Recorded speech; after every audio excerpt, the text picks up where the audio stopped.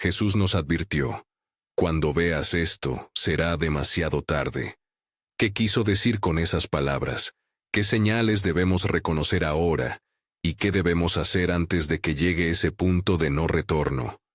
Hoy vamos a caminar por las Escrituras, a escuchar la voz de Cristo en su discurso del Monte de los Olivos, y a entender 4 señales que, según Jesús y los profetas, marcan el avance hacia el final de los tiempos. No busco provocar pánico. Busco urgencia sobria y esperanza firme. Porque las señales no son para paralizarnos, sino para preparar nuestros corazones a proclamar el Evangelio con claridad y valentía. Empecemos por el contexto. El pasaje principal es el discurso de Jesús registrado en el Evangelio de Mateo, capítulo 24, y en el relato paralelo de Lucas 21. Jesús habla a sus discípulos desde el Monte de los Olivos, respondiendo a su pregunta: ¿cuándo serán estas cosas, y cuál será la señal de tu venida y del fin del siglo? Mateo 24:3. Es un diálogo íntimo entre el Maestro y sus seguidores, dirigido inicialmente a creyentes judíos del primer siglo, pero con un mensaje que mira hacia eventos de alcance universal. Al tratar estos textos conviene recordar que existen varias maneras de interpretarlos. Hay lecturas que ven gran parte del discurso como ya cumplido en el primer siglo. Otras que lo leen como un panorama histórico extendido a lo largo de la Edad Media y moderna. Y otras que adoptan una lectura futurista, que entiende muchas de estas señales como acontecimientos por venir antes de la segunda venida. En este mensaje explico una lectura que mira con bastante literalidad y expectativa futura a esos pasajes, pero lo hago con humildad y reconociendo la legitimidad de otras perspectivas. Ahora veamos las 4 señales. Cada una construye sobre la anterior, de procesos amplios a eventos que transforman la historia, de dolores de parto al momento en que la luz natural se apaga y solo Cristo brilla. Cuando las 3 primeras señales hayan ocurrido en su pleno desarrollo, y especialmente cuando la 4ª se haga visible para todos, Jesús dice que será demasiado tarde para que la mayoría de la humanidad cambie su curso espiritual. Por eso conviene conocerlas. Signo 1. Comienzo de los dolores.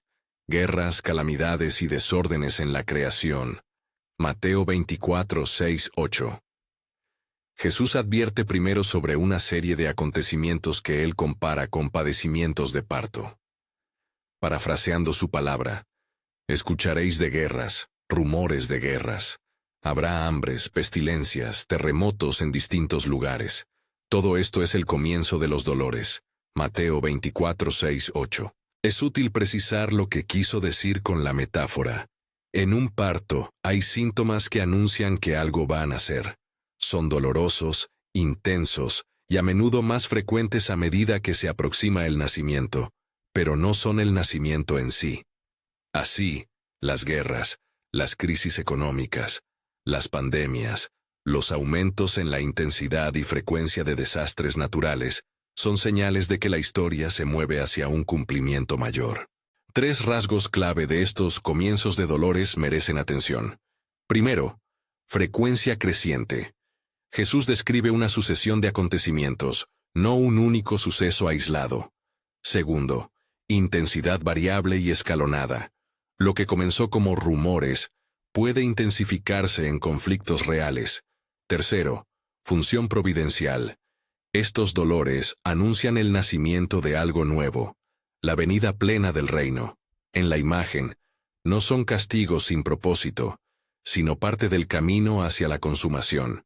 ¿Y qué evidencia contemporánea podemos observar? No se trata de señalar hechos con ánimo conspirativo, sino de reconocer patrones, conflictos regionales que se entrelazan, crisis económicas que golpean sistemáticamente a los más vulnerables, epidemias que muestran la fragilidad de nuestras estructuras y terremotos que recuerdan la fragilidad del mundo creado. Todo esto encaja con la metáfora bíblica. La creación gime, Romanos 8:22, y la historia humana muestra síntomas de desorden. Pero Jesús nos advierte: no todo dolor significa condenación automática.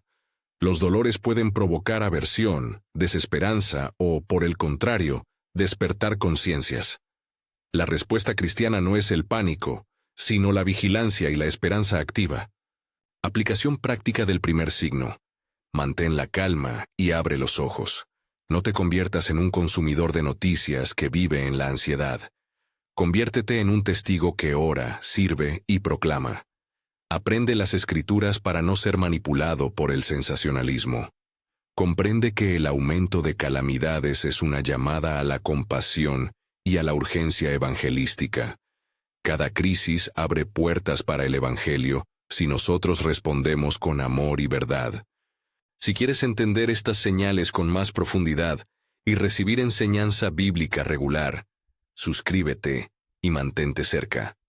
No para alimentar temor, sino para formar esperanza práctica. Signo 1. Resumen breve y transición al siguiente bloque. Hemos visto el primer signo. Procesos dolorosos que anuncian una llegada. El siguiente signo ocurre desde dentro de la comunidad de fe y tiene un efecto doble. Purifica y mienta. Signo 2. Crisis interna en la iglesia. Persecución, apostasía y falsos maestros. Mateo 24, 9-14. Jesús continúa. Entonces os entregarán a tribulación, y os matarán, y seréis odiados por todas las gentes por causa de mi nombre. Muchos tropezarán, y se entregarán unos a otros, y unos a otros se odiarán. Muchos falsos profetas se levantarán, y engañarán a muchos, porque se multiplicará la maldad, la caridad de muchos se enfriará. Mateo 24, 9-12.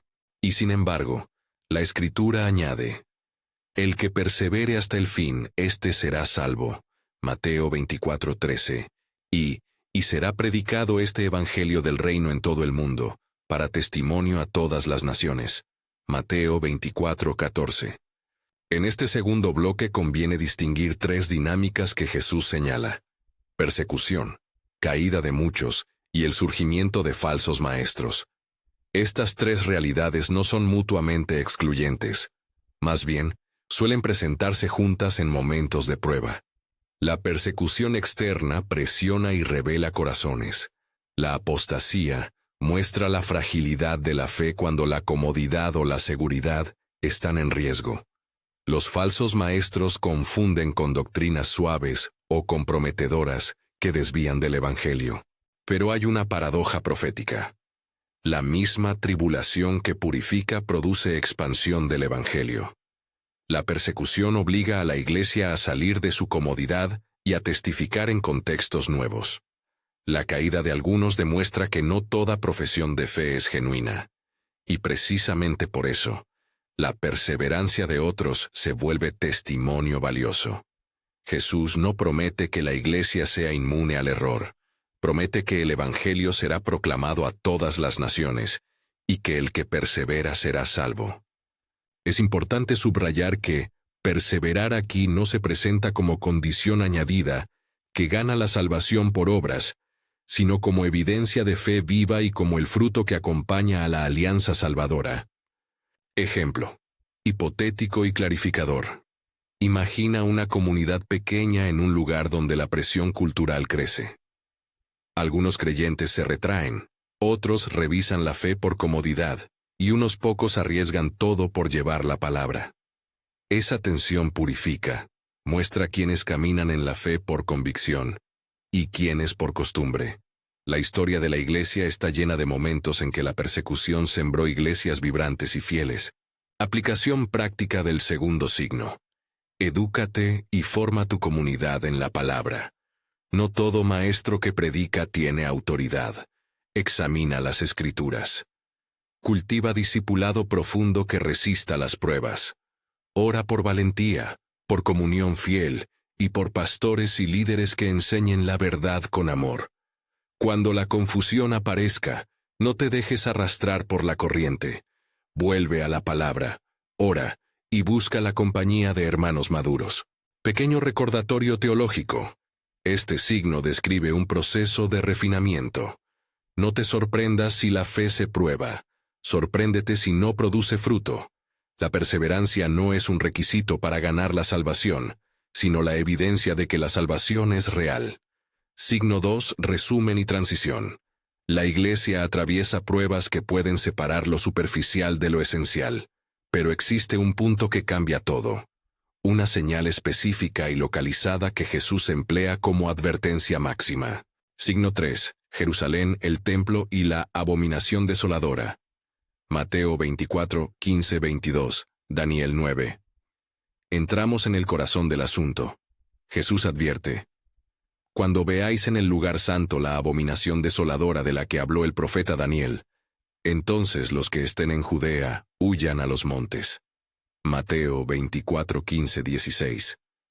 Esta frase establece una conexión directa con el libro de Daniel, donde se habla de una profanación que trae desolación.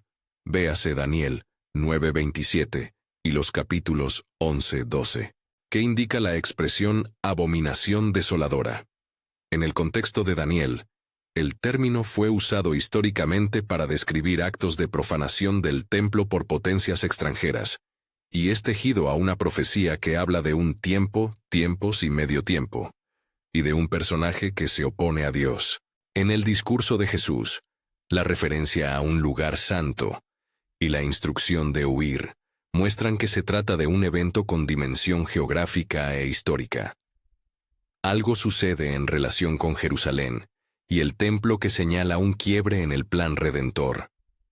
Para los que adoptan una lectura futurista, la abominación requiere 3 condiciones mínimas: la existencia de un templo o lugar de culto en Jerusalén que pueda ser profanado, la presencia de una autoridad o líder que comete o promueve la profanación, y un impacto público y claro que marque el comienzo de la parte más intensa de la tribulación. En esa perspectiva, cuando esa abominación se manifieste en su forma plena, Jesús ordena: huye, porque comienza una etapa de persecución y desolación que será severa. Es imprescindible, sin embargo, no convertir esto en una predicción política ligera. La cuestión de si habrá o no un templo reconstruido y cómo sucedería está abierta a interpretación y debate. Algunas lecturas sostienen que la figura de la abominación puede cumplirse simbólicamente o en varias formas a lo largo de la historia. Otras interpretaciones sostienen un cumplimiento escatológico aún por venir.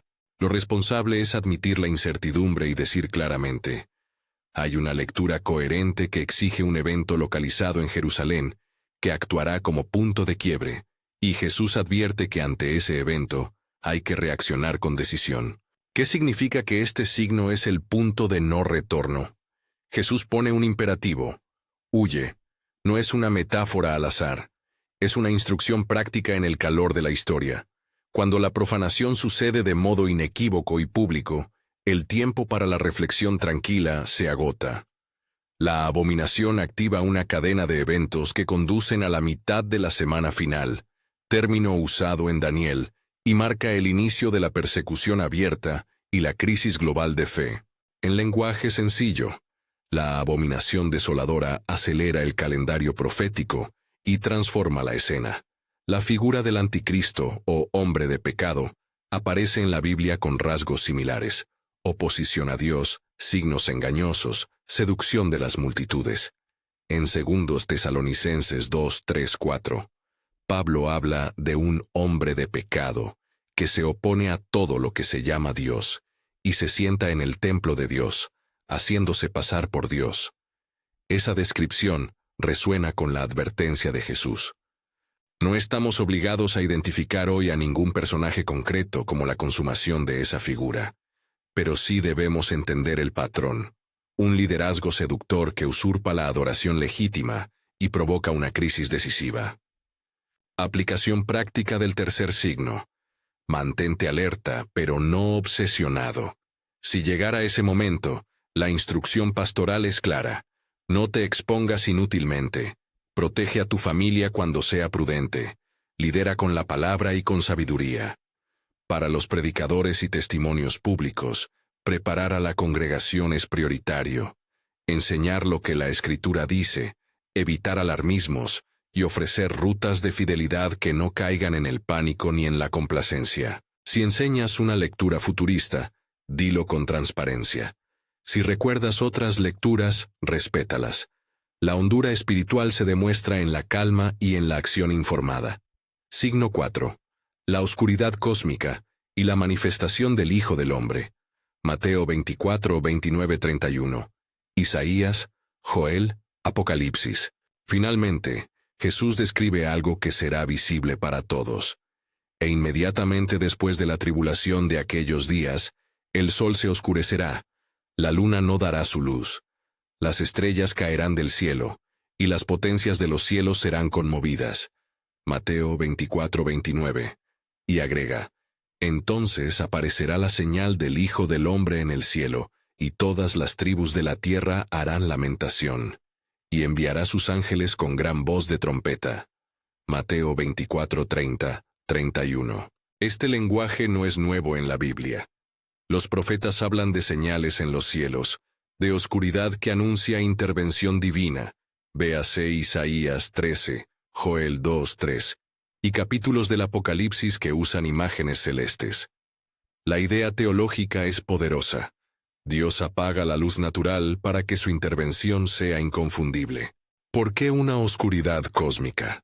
Tiene un propósito pedagógico y jurídico. Pedagógico. Cualquier explicación natural quedaría insuficiente ante una oscuridad que coincide con la revelación misma del Señor. La creación entera será testigo de la acción divina. Jurídico. La humanidad no podrá alegar no sabía cuando el espectáculo mismo del cielo declare la intervención soberana de Dios. La oscuridad sirve para eliminar la ambigüedad y para que la manifestación de Cristo sea evidente a todos. En ese sentido, cuando la cuarta señal ocurra plenamente, las opciones se reducen drásticamente.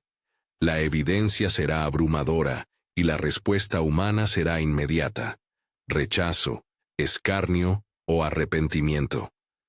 Por eso Jesús dice que cuando lo veas, ya será demasiado tarde para muchos. ¿Cómo entender estas imágenes a la luz de la ciencia? La Escritura no pretende ofrecernos un informe técnico astronómico, sino una declaración teológica mediante imágenes que miran a la totalidad de la creación. Algunas interpretaciones intentan conciliar las señales con fenómenos naturales extraordinarios. Otras las ven como actos sobrenaturales directos de Dios que trascienden explicación científica. Sea cual sea la lectura, la lección es clara. La aparición del Hijo del Hombre será pública, inconfundible y decisiva. Aplicación práctica del cuarto signo. Prepara tu testimonio visible. Si la gran señal que anuncia la manifestación de Cristo es la oscuridad cósmica, entonces la comunidad de fe debe ser la que refleje la verdadera luz antes de que la luz natural se apague. Vive de tal manera que, cuando la evidencia sea clara para todos, tu vida y tus palabras testifiquen de Cristo sin necesidad de argumentos retóricos. Practica la misericordia, la claridad doctrinal y la valentía evangelística ahora. Clímax. La combinación que marca el punto de no retorno. Los signos 3 y 4, leídos juntos, describen el momento crítico. La abominación desoladora establece una ruptura histórica en Jerusalén, que desata la parte más severa de la tribulación. La oscuridad cósmica anuncia la intervención final y la aparición visible del Señor. Cuando la abominación se instaura, y poco después, el cielo ofrece su señal, la humanidad y la Iglesia atraviesan un punto donde la oportunidad de optar con calma por Cristo se estrecha para la mayoría. Es ahí, en esa convergencia, donde Jesús advierte con mayor firmeza: cuando veáis esto, será demasiado tarde. No olvides, demasiado tarde no significa que nadie se pueda volver a Dios. La Escritura registra arrepentimiento incluso en los últimos momentos, pero la advertencia subraya que la gracia ordinaria, que hoy obra por medio de la predicación habitual y las estructuras normales, podrá verse severamente limitada cuando se desaten esos eventos. Por eso la urgencia ahora es real. Hay que prestar atención a las señales y a la vez multiplicar el testimonio. 10 implicaciones prácticas para hoy. Después de haber recorrido los signos, conviene aterrizar en acciones concretas que puedes empezar a practicar desde ya. 1. Conoce las Escrituras. El antídoto contra el engaño es la formación bíblica.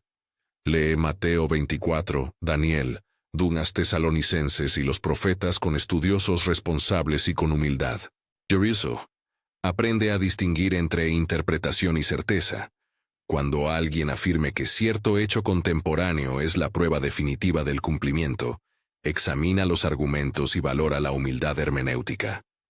3. Vive con urgencia serena. No te conviertas en profeta de catástrofes. Conviértete en siervo del reino que trabaja con diligencia. 4. Persevera en la comunidad. Fortalece la vida de iglesia, el discipulado y la rendición de cuentas. La perseverancia comunitaria sostiene a individuos en la prueba. 5. Protege a los vulnerables. En tiempos de angustia los débiles suelen quedar en la retaguardia. Planifica y cuida a los ancianos, niños y necesitados. 6. Entrena tu testimonio. Aprende a explicar tu esperanza con claridad y compasión. Cuando los cielos se oscurezcan, las palabras sencillas pueden salvar almas. No abandones tus responsabilidades. La Biblia no nos llama a la pasividad familiar o profesional. Nos llama a la fidelidad en nuestras esferas de vida. 8. Ora por valentía y sabiduría. La oración no es una estrategia mágica, pero es la fuente que crea coraje y discernimiento. 9. Evita el sensacionalismo.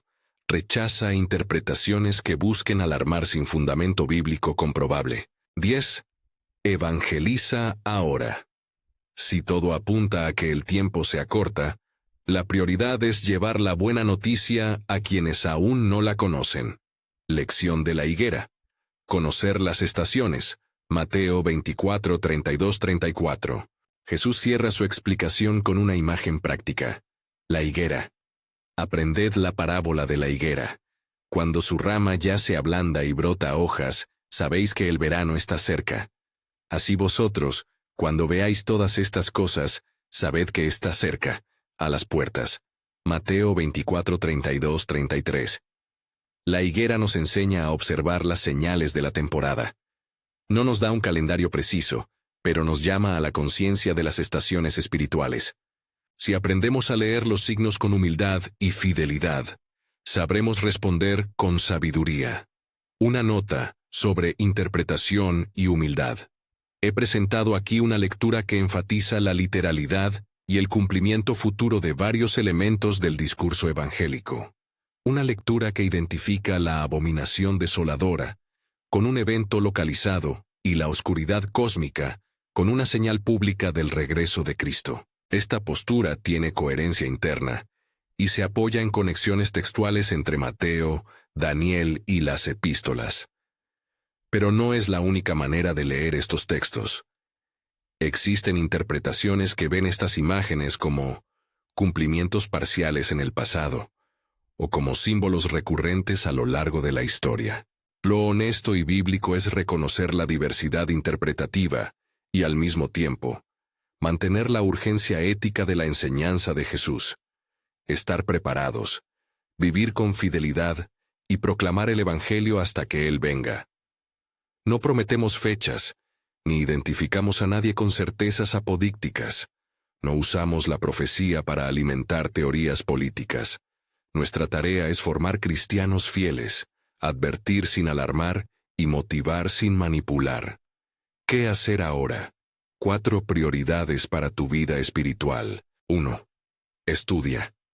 Dedica tiempo a leer las Escrituras con comentarios responsables. Busca recursos que expliquen contexto histórico, autor y audiencia original de pasajes como Mateo 24 y Daniel. 2. Fortalece tu fe en comunidad. La fe no es un proyecto individual. Siembra en discipulado, acompaña a los débiles, corrige con amor a los que se extravían, testifica con amor. La proclamación no es coerción, Es presentar la verdad de Cristo con compasión. Comparte tu historia, ora por los perdidos y aprende a hablar con la gente no creyente. 4. Mantén esperanza. La advertencia es seria, pero la promesa es segura.